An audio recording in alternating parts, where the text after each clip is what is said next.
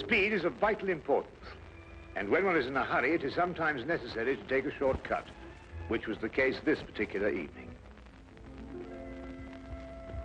There are men in London who, out of shyness or sourness, have no wish for the company of others. Yet they are not averse to comfortable chairs and the latest reading material. For their convenience, a club was started which forbade its members from taking any notice of each other. If a member talked, it was a black mark against him, and 3 such marks rendered him liable to expulsion. Sherlock Holmes was neither shy nor sour, but he joined the St. Denis Club because he found the atmosphere soothing. True, I'd always been diligent about not disturbing him here, but tonight I had come on a matter of the greatest urgency.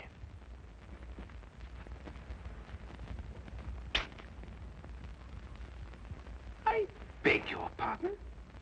Oh, excuse me. I thought you were Sherlock Holmes. That's not the point. You talked. Well, I only went... You went psst, and that's the same thing. Mr. Grundy. Take this gentleman's name. Your name, sir? Watson. Dr. John Watson. But you made a mistake. I'm not a member of your club. Not a member? How did you get in? Well, Brandy? You'll accompany me out, sir. I'm here on very urgent business. Our constitution forbids talk of any kind. Follow me, sir. And I'd like you to understand I'm not the sort of man who enters a club like this uninvited, but the circumstances happen to be extraordinary. Holmes!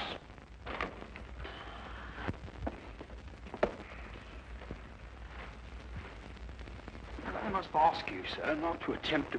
I don't believe such an incident has ever occurred before. Well, really? Holmes! I've never been so humiliated in my life. Why didn't you speak up in there? Because it's against the rules of the club, old chap. Oh, hang the club! This desire for privacy can go too far. What if an emergency arose? Yes, and perhaps to prevent that happening again, we'd better move down the hall a bit. Now, you were saying... What if an emergency arose? You can speak up now, Watson. What I'm trying to say is, what if an emergency arose and your presence is urgently requested? Nobody can put a hand on you. And I'm here, my dear chap. You just disproved that. Oh, really? I'm only isolated here from triviality. Well, there's nothing trivial about this. There's a man waiting for you back at the flat, a man by the name of Dubec, Claude Dubec. He's had an experience that make your blood run cold. What sort of an experience, Watson? He watched a man being tortured. Tortured? We'll find a cab outside. Yes. Come along, then.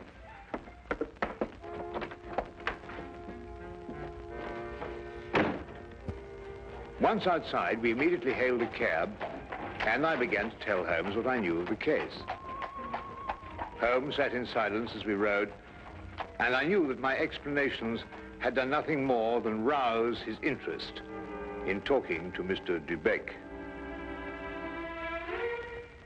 Perhaps it was a nightmare. I'm no longer sure. But I saw a man being tortured, starved to death. I was powerless to help. Here, drink this. It'll do you good. Thank you. Any true Frenchman will tell you that this brandy has to be sipped. Safer, but if you'll excuse me once. Poor devil. Maybe he's still alive. Mr. Holmes, you must find him before it's too late. Monsieur Dubec, we'll do our best to help you, but first of all, you must tell us who this man was and how you came to meet him. His name was Charon. Paul Charon. And how I came to meet him. What day is it today? Wednesday. Wednesday. Wednesday, then it was last Friday that it happened. You know, Mr. Holmes, I'm an interpreter. And I interpret nearly all languages. Now, since I'm French by birth, it is with this tongue that I'm principally associated. Now, I'm very well known in the hotels, and it occurs frequently that I'm called for at the strangest hours by travelers who get into difficulties. Now, I was not surprised, therefore, when I heard shortly before 11 o'clock at night someone knock at my door.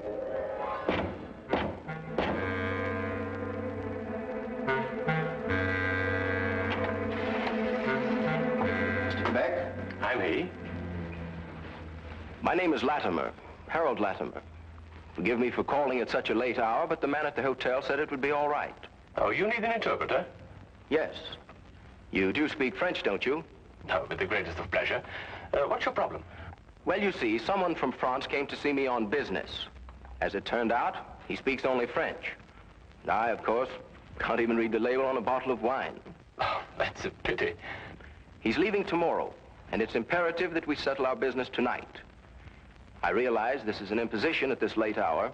An interpreter and a doctor are the same in this respect. His hours are whenever he is required. Now, just a moment, I'll get my hat going.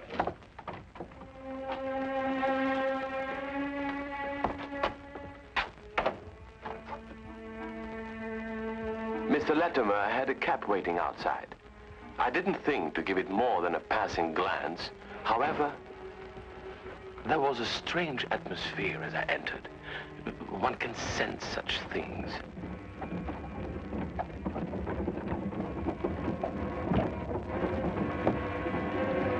I must ask you not to. I beg your pardon?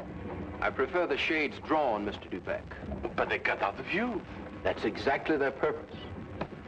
You'll forgive me, but I have no intention of permitting you to see the place to which we are being driven. What's the meaning of this? You shall find out. Soon.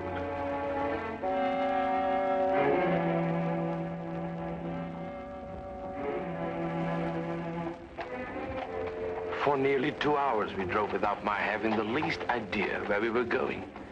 All the time I sat in silence, wondering what on earth could be this man's reason for kidnapping me. Whatever it might be, there was no possible use in my resisting.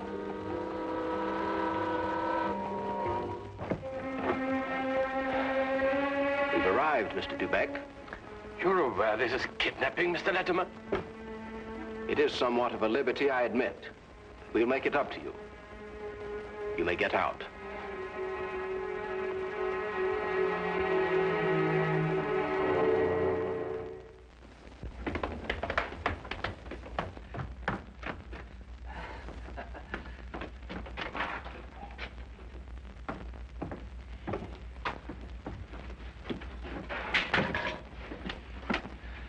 Is this, Mr. Dubec, Harold?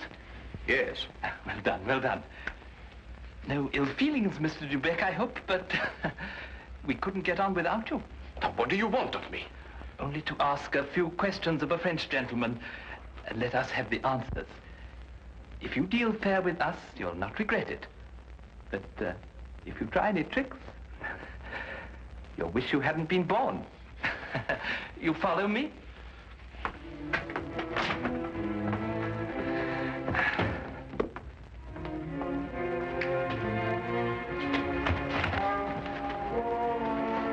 We put him in one of these so as to move him more easily. What have you been doing to this poor man? That is no concern of yours.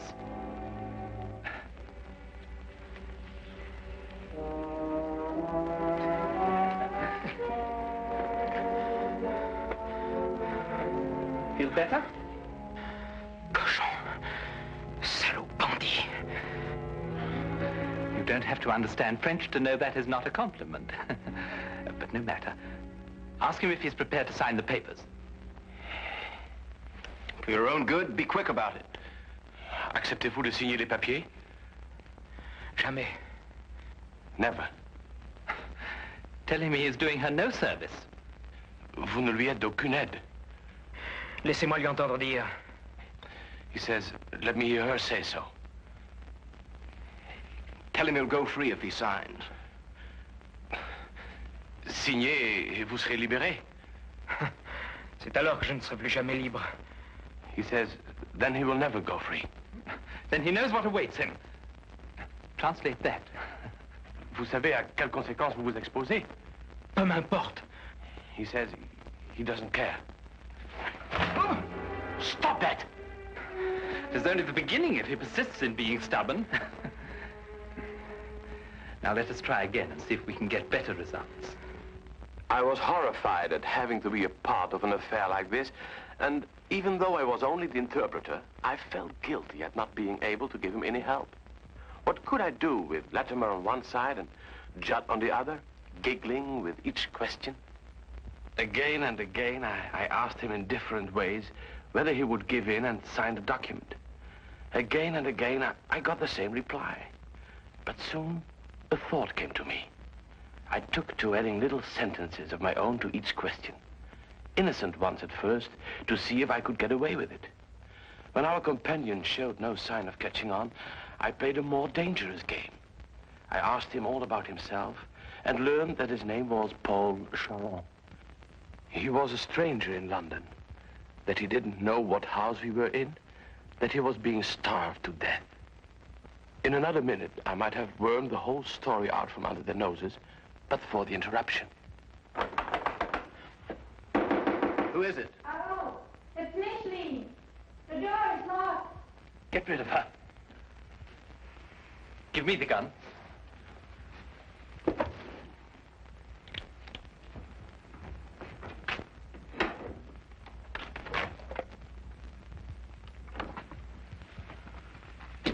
Micheline, dear, I thought you went to bed hours ago.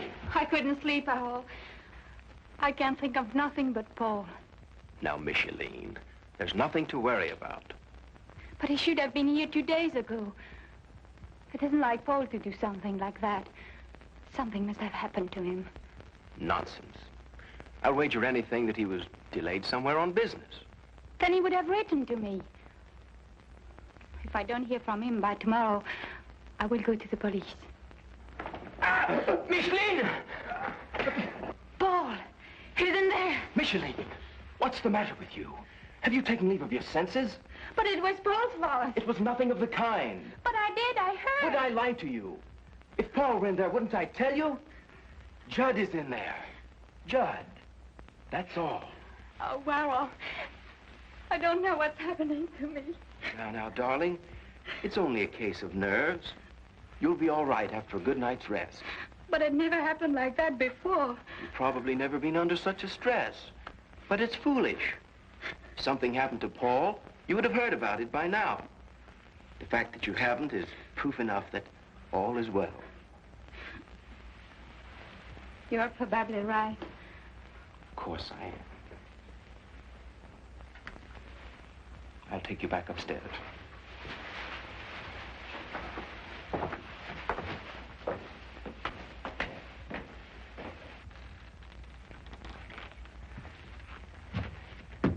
You perceive we have taken you into our confidence over some very private business. Shameful business.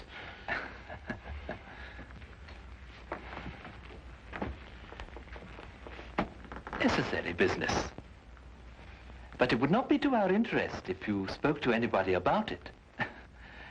Therefore, I am paying you a fee such as you have never before received in your life. There will be more the next time you come here. Thank you. However, I don't place all my faith in money.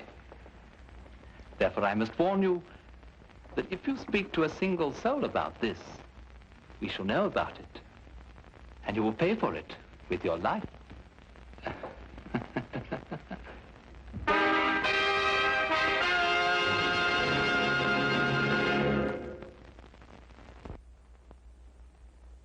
And now we return to the case of the French interpreter. This man, this evil man, escorted me back to the carriage and took his place opposite me. We drove for about half an hour, and the shades were drawn as before. Then we came to a stop, and he ordered me out. I walked for a mile or so, and then I found myself at Wadsworth Common, and there took the train to Victoria Station. I see. And there, I presume, your adventure ended. Yes. Now, I should have gone to the police right away, but I feared for the man's life. Now, Mr. Holmes, someone told me that you worked with a complete discretion. Oh, you can be assured of that. Mr. Holmes, would you please try to find him? I'll try, but you must realize that my success depends almost entirely on your memory. I've told you everything. Only everything you were able to see. I've told you everything. I repeat, Monsieur Dubec, only everything you were able to see. I don't understand. Well, on the way to the house, you saw nothing because the blinds were drawn in the carriage. Uh-huh. But you could still feel and hear, couldn't you? Now, as you were going along, could you tell whether it was a rough or smooth road? Oh, yes, now I know where you're getting at. Well, during the first part of the trip, the road was smooth. Mm-hmm. And then we seemed to turn off on a country road. A country road? Yes. Now, when you were going along that part of the road, did you hear anything like cattle or poultry or sheep? Sheep? Yes, that's what I heard. Now, think hard. Was there anything else? Oh, well, now I remember. I remember a horn, a foghorn, something like a coal barge passing by. I see. Now, what part of the journey would that be exactly? Toward the end, I'm certain. Was there anything else that you can remember? No. No. Oh, yes, something about the house. Yes, we left the house, and then we seemed to pass through a huge storage room. Yeah? And under the floor, I heard something like rushing water. Water? Yes, a stream. It couldn't be, but that's what it seemed like. Thank you, Monsieur Dubec. I think I have all the information I require for the present. Have you already found out where he is? No, but I have all the facts at my disposal. It's now only a question of time. Please, Mr. Holmes, you don't give my name, because if they ever found out that I've been here... You can depend upon my keeping your confidence, Monsieur Dubec. However, I would urge you still to be on guard. I'll be careful, Mr. Holmes. Good. Thank you. Good night, Mr. Watson. Good night.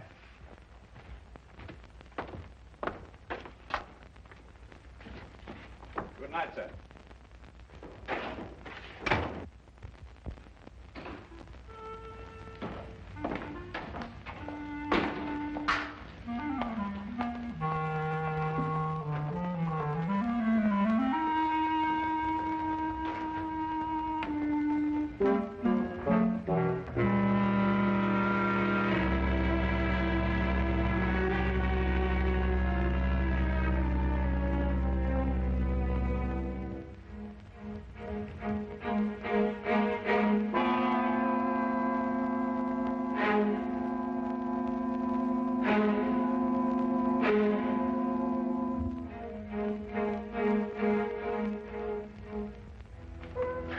Watson, you were listening to what Dubec had to say. Have you any theories?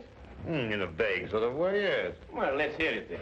Well, now, it seemed to me that this young French girl had been carried off by this English chap, Latimer. Oh, but carried off from where? Well, from Paris, I suppose. Well, the young girl could speak English fairly well, but the young man couldn't speak a word of French. Inference, the young girl had been in England some time, but the young man hadn't been in France. Well, then we can presume she came over on a visit to England, and this man, Harold, persuaded her to run away with him. More than likely, Watson. Then this Charon, the prisoner, brother or guardian, decides to come over on a visit from France. He meets Latimer and his associate, and then for some reason decides against signing away the girl's fortune, of which he is presumably the guardian. The men then resort to force. Excellent, Watson. I'm quite certain that you're not far from the truth now. Well, it's only simple logic. Yes, and with simple logic, we'll find the house. It must be here somewhere. And when we finish translating the facts that Dubec has given us, an X will mark the spot. Now, let's see.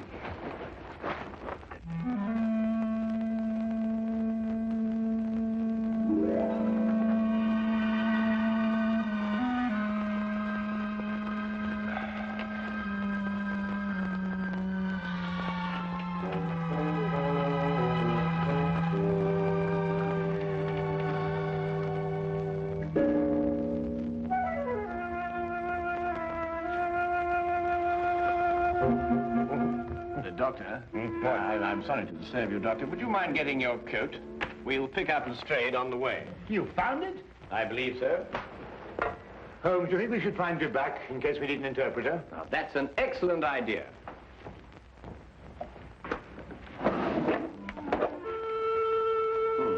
And from what I've heard, I believe these may come in handy.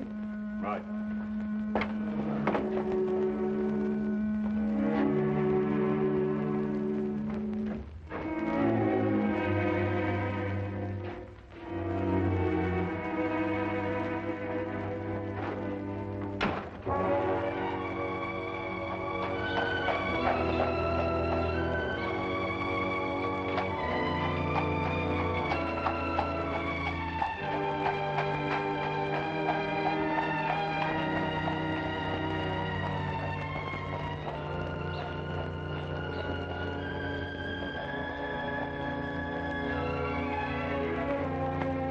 Beck had his lodgings just across the river, and we decided to walk there.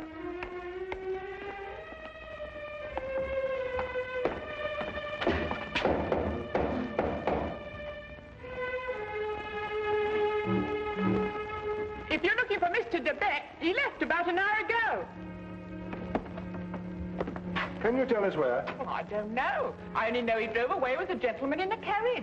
Well, did the gentleman leave his name? No, sir. Was he by any chance a rather tall, handsome-looking man? Oh, no, sir. It was a little gentleman with glasses. Did nothing but giggle all the time. Thank you, madam.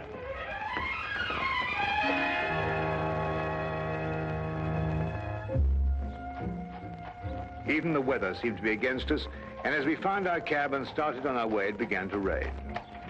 According to Holmes's calculations, we had a considerable way to go, and we had to go fast if we were to be in time. London streets in the rain are a handicap to any carriage, so there's nothing for us to do but hope and wait. À manger. Comme de la manger. Does he still say no? He asked for food. Have mercy on that poor man. He will be fed the moment he's signed the papers. Tell him that. Signez, mon vieux, et un repas vous sera servi. Je n'en peux plus. Je signerai tout ce qu'on voudra. Qu'on me donne à manger. He'll sign. At last.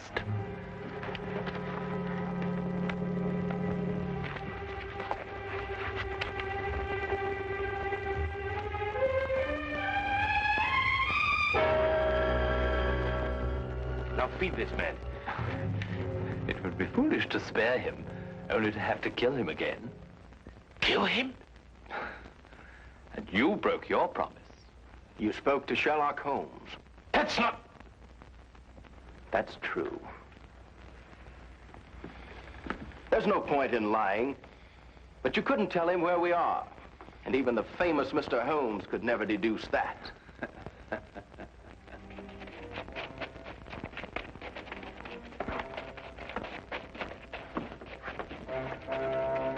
There's some men coming.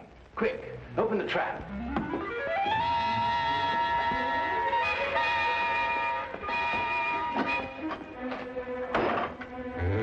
Brought you two down there.